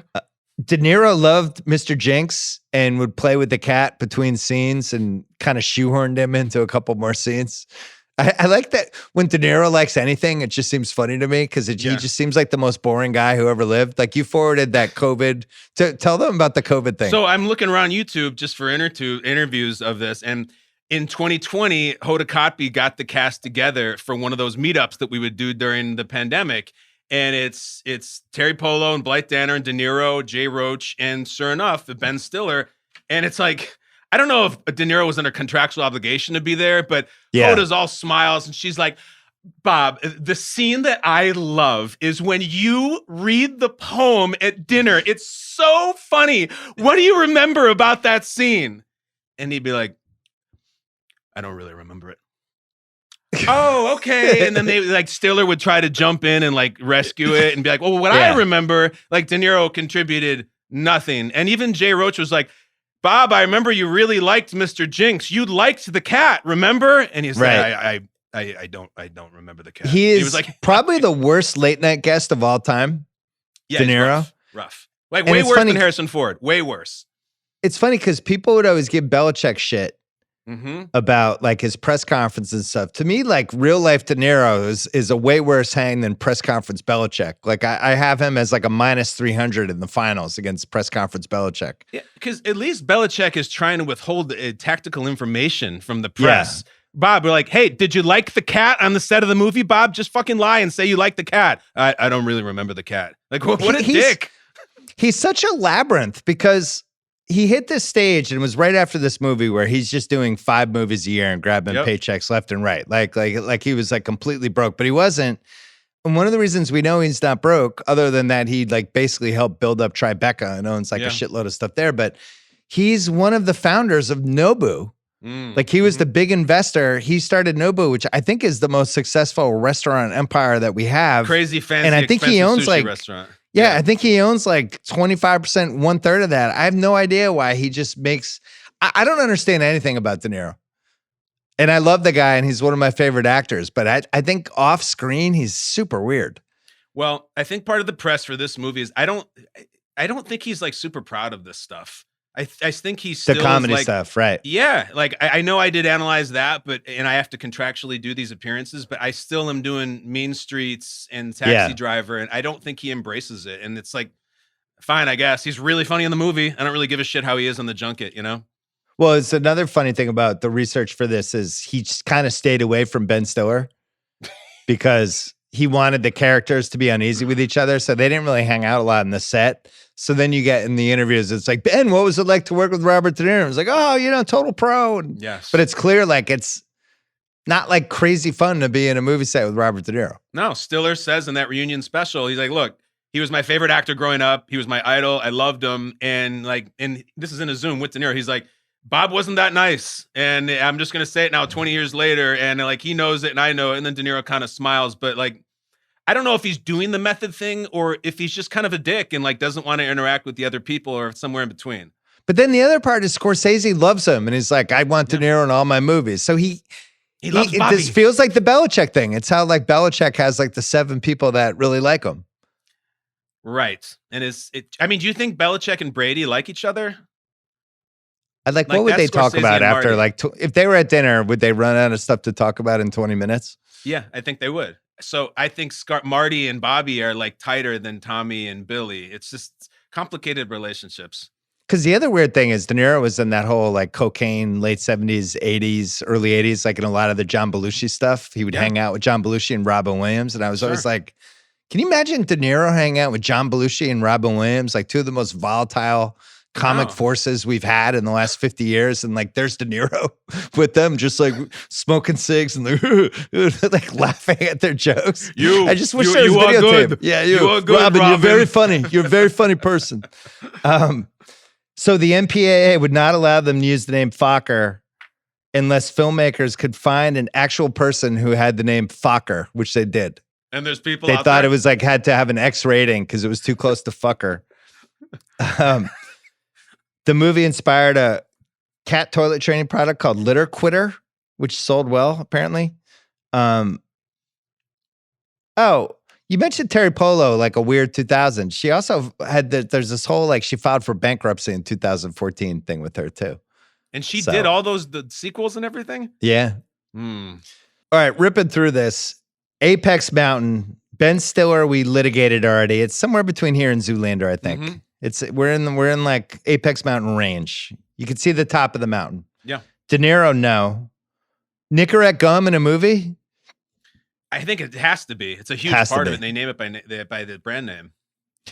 In-law movies. So older people would make the case for The In-Laws with Alan Arkin and Peter Falk, which I think is considered a true 70s comedy classic. My dad's best friend, Roy Anderson, it's his favorite movie, and forever and ever he'd be like, "Did you see The In-Laws yet? Did you see The In-Laws yet?" And I find it's super funny. It's great. Oh, so good. I think it's probably those two in the finals, but it's old. It's a movie out of the 70s. Teri Polo, I'm going to say yes. Yeah, definitely. How about septic tank disasters in a movie? Can you think of a bigger one?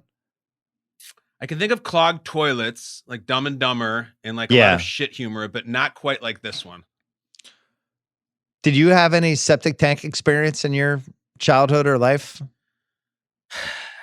I didn't. I told a story on the radio once that I was house hunting, trying to find a place to live in Hermosa Beach when I was about 28 years old. And I went to an open house and I had to use the bathroom because it had a bender the night before. And I clogged the toilet and I had to, I didn't know what to do. And it was like an open house and the owner was walking around. So I just left. I just left and never came back to the house. And I don't know what happened. I told that story on the radio years ago and people still ask me about it. I'm giving the sped up version now, but I didn't know. I couldn't go up to the owner and be like, "Hey, do you have a plunger?" Like I just couldn't. So I left and I don't know what happened to the house or the owner. Sorry. That's a plumbing story. That's not a septic tank story. Yeah, I enjoyed it just as much so. It's septic adjacent. You clogged an open house in I did. Yeah, Hermosa. Amazing. That's right. Why have you? Did you have a septic tank story? I do, actually. What do you got? The lady who lived next to us when my mom remarried in Connecticut had a septic tank that occasionally would overflow and have issues. And we had this dog, B, who used to, the goal in his life was if the septic tank in this place overflowed or had some sort of spillage or anything, he was getting over there and rolling around in it. And then he would just show up back home. Like, "Sorry, guys, did it again."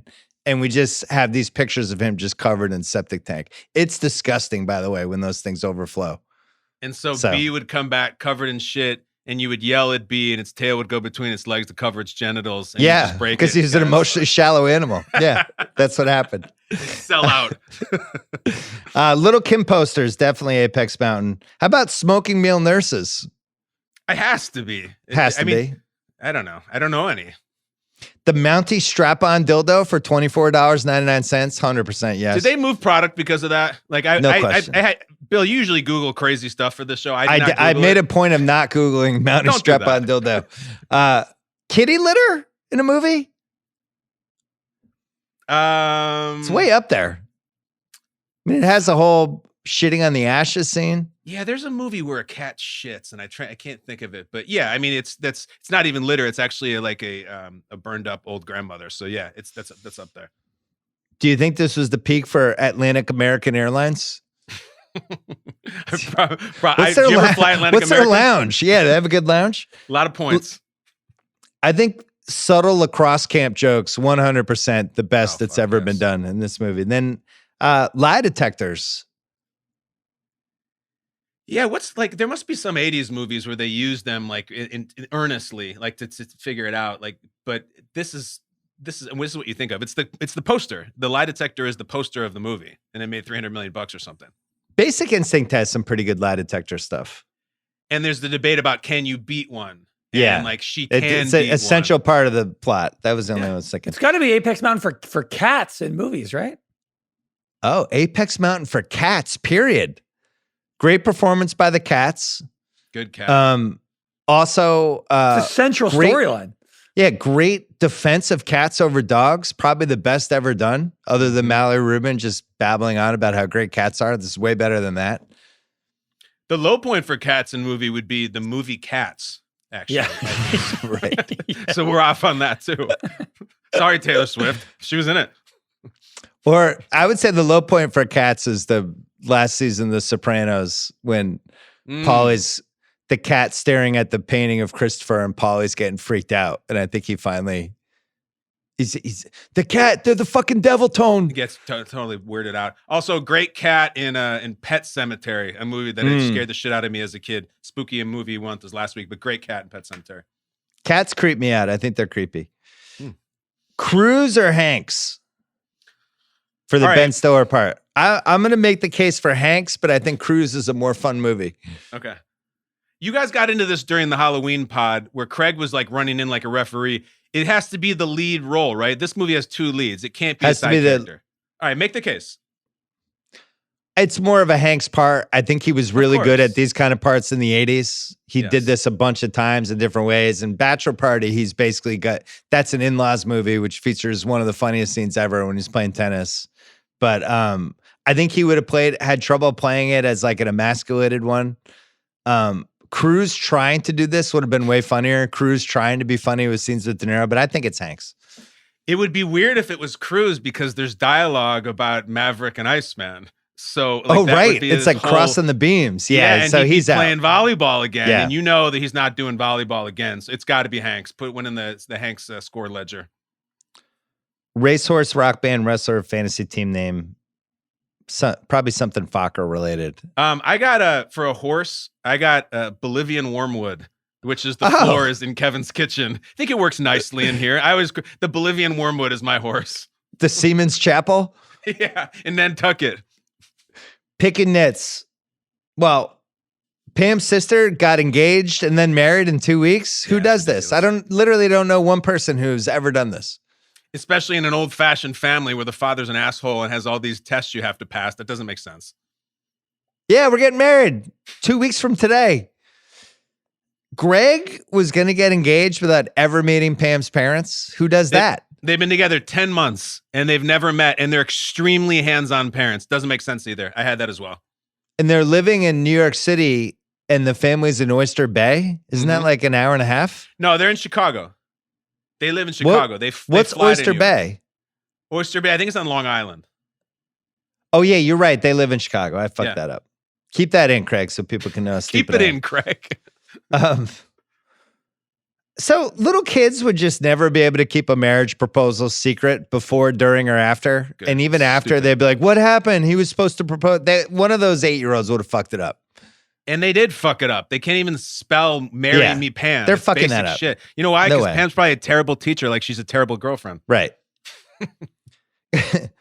Greg becomes the second usher after knowing everyone for 2 minutes. Stupid. And they don't like him. It's like, hey, will you be the second usher? Guy, male nurse we don't like. They ask him that 10 seconds after Rebhorn's like, you didn't want to go for the MD? Like, it's the dynamic is really weird. Fokker. What? I have 2 more. Do you have anything? Yeah. Okay. So Greg's bag didn't show up. It got lost. You wake up the next morning or the second you get home and you drive to Target and you buy some sweatpants and some underwear and some socks. It's ludicrous that he's borrowing the entire family's clothes. He even is going into Denny's fucking underpants. You are not borrowing another guy's underpants. That would not happen. You go and buy the clothes, you buy the socks. It's a great point. He's up at 7:30 in the morning going to the nearest department store. That's not realistic. Even back then when you didn't have Amazon, there's all kinds of stores. You just need basic sweatpants for a little while. It doesn't make sense. And you can't say that he didn't have the money because later in the movie, he spends like $1,000 to change his flight. So he definitely has enough money to go to freaking And he's TJ buying like Maxx. a whole pallet of Nicorette. I think that's pretty expensive. Like he wants the expensive bottle of champagne. Like he can buy some Russell Athletic sweats to get it through. Terrible job by him. Why don't they have a sign on the toilet in the den? Don't flush it. Just put a fucking sign on there. Just remind people.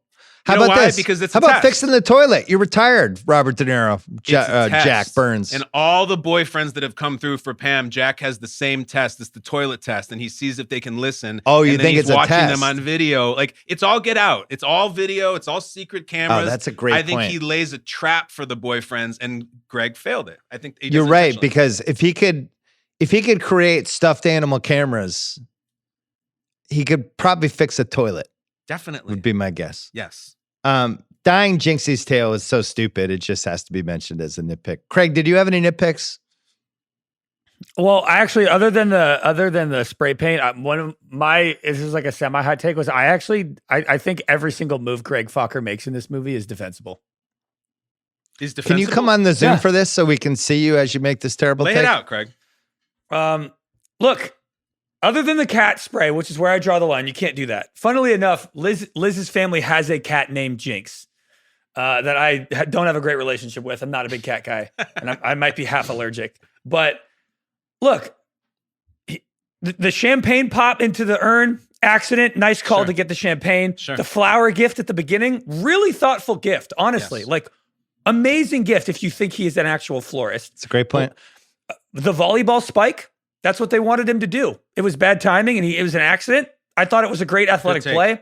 Flushing the toilet at 4 a.m, you forget it was your first night. It's 4 a.m, you're delirious. It's instinct. You flush the toilet, big deal.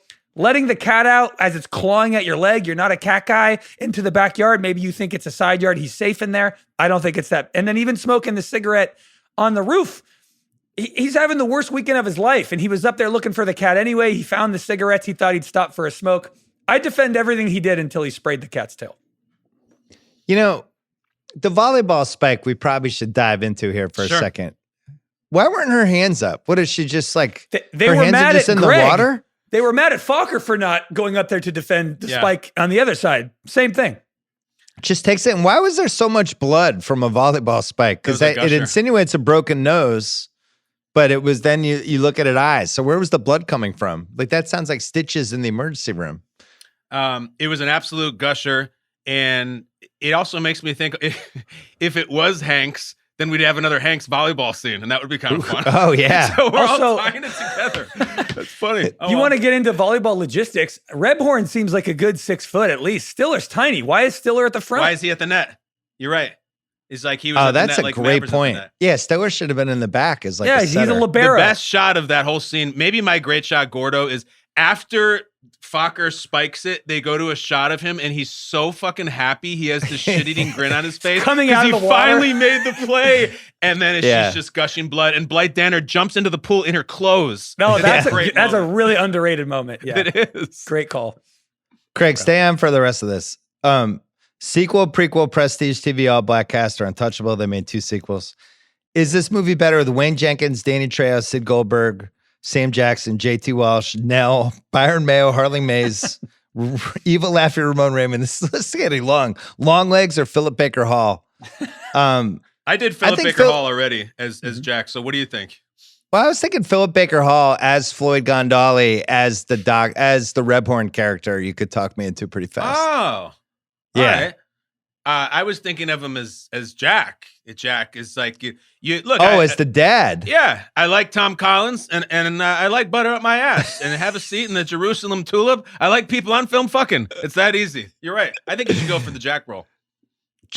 He's Greg. I want you to meet some of my friends. They're the future stars of this business. This is the talent. Just one Oscar. Who gets it? I think it's De Niro. Yep. Right. Well, it should be. I know Fantasy talks about this sometimes. Like, this should be an Oscar for best comedy, and they should win it for 2000 for the best comedy. The movie is awesome, and it should win for best comedy of the year. This is why the Oscars suck. Yeah. We've been saying this, I think, since Grantland. Like best horror film, best comedy, best action film. You Except can even now- give them as Oscars the day before and make the Oscars smaller. But they should. The whole point is to commemorate the year in movies. So that people can look back and be like, "Oh, 2000. That's when I just Meet saw the this Parents that was the Ryan best Reynolds comedy." had this take where he was saying just this week, he's like, it is such a shame that Eddie Murphy does not have an Academy Award for The Nutty Professor. That is one of the greatest performances in any role ever. Right. And they just don't have it because it's a zany comedy, and they should. Yeah. All right. Probably unanswerable questions. Mm-hmm. Did De Niro's stuff that he did in this movie lead to the creation of Simply Safe? Home protection, cameras. Yeah, probably. It's that and the what is the Nocturnal Activity movies? Those are bad. It's that Paranormal. That. Yeah. Yes. Also, Paranormal Activity. Yeah. Do you think that Jack, having fought in Vietnam and is a CIA guy, don't you think he would have smoked cigarettes? I'm surprised he didn't. That's a great point. He's seen why not have shit, hasn't he? He's smoking cigarettes in Vietnam for sure. Yeah. They need to have him look down on cigarettes, though. But you're right. Yeah. De Niro should smoke in every movie. That would just be, I would have that in the contract. Who would name their kid Gaylord Fokker? It's got to be a junior or second or third or something, right? And I think they address it in the sequel, but I can't remember why. And Jack jokes that the parents must be hippies or something to name their kid that, which they kind of are. Is Dustin Hoffman's name Gaylord in the movie? He's like Gaylord Senior. I should check. Did this movie destroy the future of male nursing? Let's talk it out. Maybe it came back like 10 years later. Yeah, I mean, like we need as many nurses as possible. I just keep going. You know what I think about sometimes, Bill? I think about people right now who are just normal, nice women going through their lives, not bothering anybody, and their name is Karen. And now they're looked at as some sort of racist, elitist asshole. They never hurt anybody. I have an Aunt Karen. She's a wonderful woman. And now it's like, haha, Karen. I didn't do anything. Some guy who was a nurse in 2000 is just helping people or helping the elderly. Just taking strays. Yeah, taking in strays, like putting catheters in old guys. Now you're like, haha, male nurse. It sucks. It's unfortunate. I don't like it. Any other unanswerables from you guys? I got one. So they stopped the lie detector scene, like kind of in the middle of the scene, and it's just getting good. Like he's asking Greg, like, have you ever watched pornographic movies? Right. And I'm like, I want to know what else did he ask him? What does he have? Like, is this 2000? Is he like, did you vote for Bob Dole in the last election? Do you like the Patriots 6th round draft pick, the quarterback from Michigan? Like, I want to know what he gets into. What are your politics? Have you had sex with takes? More than 10 women? Yeah, right? They could have thrown that in. Above or below 10 women. Like, what other drugs have you? I want to get into that stuff. And it made me think of like what I would ask if I was Jack and then my daughter's boyfriend was there. You got to get into that some stuff. One unanswerable question that I had is, this movie has such a lovely, like late 90s, early 2000s aesthetic. It looks great. The clothes, the way the home looks. I don't know why they didn't make this a holiday movie. They should have made this a Christmas movie because it would have been replayed for years and years and years. You have a tree, you have a Christmas scene, and it gets played 10,000 more times every year. So the fix would be, instead of the sister getting married in 2 weeks, she's engaged and they're going to celebrate it over Christmas. And Greg's going there for Christmas anyway, and he's got the gift of the flowers. And yeah, you're right. This movie doesn't have a season. The reunion Zoom that I keep referring to, the question was asked, would you guys come back for a fourth movie? And Stiller and De Niro are like, yeah, maybe. And Teri Polo's like, yes, I would. It would be like a Fokker family Christmas. Like that would be the special that they would do. That's the name of the movie, probably. Teri Polo's like, I'm in. I'm blind in. Yeah. Anything, I think it's called the Merry Fucking Christmas, and like you bring them back, but then it's like then the Fockers do Hanukkah too, so there's something for everybody. That's a great idea, Craig. FYI, Meet the Grandparents is sitting there for Netflix. I know. Like I just fucking crush. I mean, there's no way like 80 million people are watching that. Yeah. Maybe it's Meet the Fockers crossed with the Menendez brothers because they, the Menendez brothers did so well for them. They figured out how to work the Menendez. Yeah, it's Meet where the Menendezes. The Fockers shoot Jack with a shotgun and kill him. Yeah. Imagine Meet the Menendezes. Imagine what they do to Jinx. Yeah. Best double feature choice, Meet the Fockers. Andy and Red Zawatney Award would happen the next day. Meet the Fockers. What piece of memorabilia would you want from this movie? I could offer you Jinxie's collar. I could offer you the burned down lacquered altar. I could offer you the antique polygraph machine, the suitcase. Anything? No.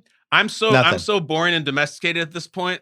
I want that fucking tulip in the pot. I want that plant. I want to have that thing. And I like that Greg says, they say if you just water it steadily for 6 months, it'll bloom.